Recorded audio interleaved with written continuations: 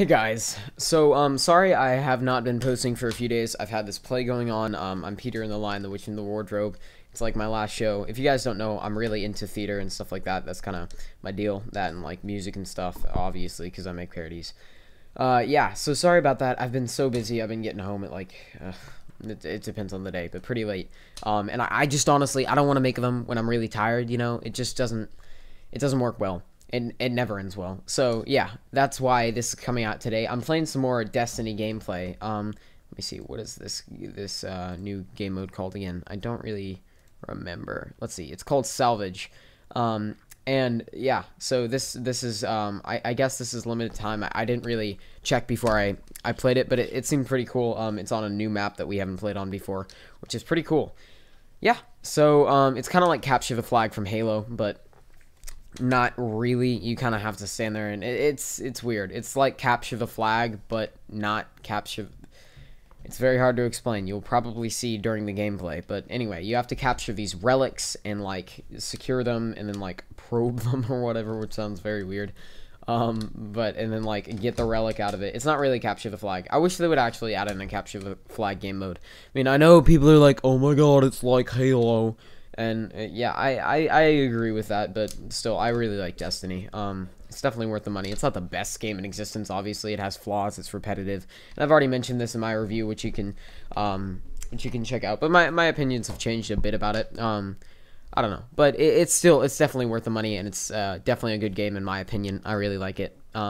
It's got more variation to it than other games. So yeah, I'm sorry for that long intro, but what I'm talking about today is the Google Nexus Player, which has just come out. That's what it was dubbed by Google. And it has 8 gigabytes hard drive, 8 gigabyte hard drive, sorry, and 1 gigabyte of RAM, which is very not impressing. The processor and the graphics card are both, they're pretty good. I didn't really have the time to check them out, but I've heard they're pretty good. So not really worried about that, but it's just kind of like they're releasing another game console priced at $99, which is going to play Android games when you could just hook up a tablet to your TV with a little controller you could like buy at the market or whatever, and yeah, do that for a lot less money and already have a tablet, which probably most people who buy stuff like this have anyway. But you know, it's not like we've released a bajillion other of these. Hint, hint, they have. The first real, like, one of these was, like, the Ouya, and that thing sucked. So, yeah, after that, I mean, I'm not saying, like, the Kindle Fire TV is literally, that's what the Nexus is literally, like, renamed. That's exactly what it is. It's just Google. Anyway, yeah, so,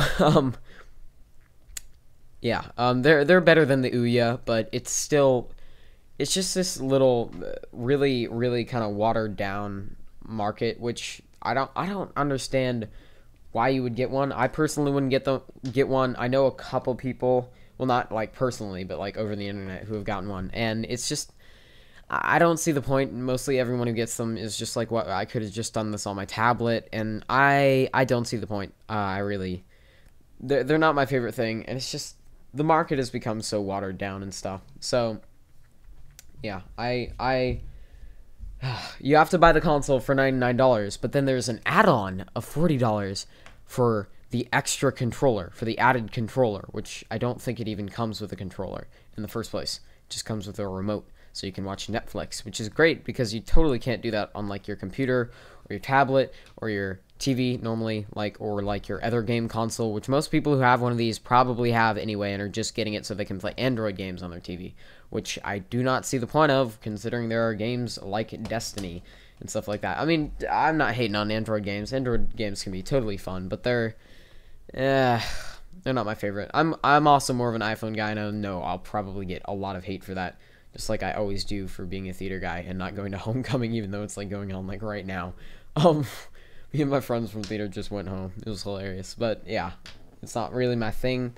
I've kind of ever since I've had my first phone, I've had an iPhone, and I know pricey. I mean, there's a lot of flaws against it, but I still, I'm definitely not an Apple fanboy. I'm not a big fan of Macs at all. They are not my cup of tea, dear sir. But yeah, I'm more of a PC guy, and I'm not a Windows fanboy either. I have a PlayStation. I am very much into PlayStation. So, you know, I'm all over the place. I have different things for everything.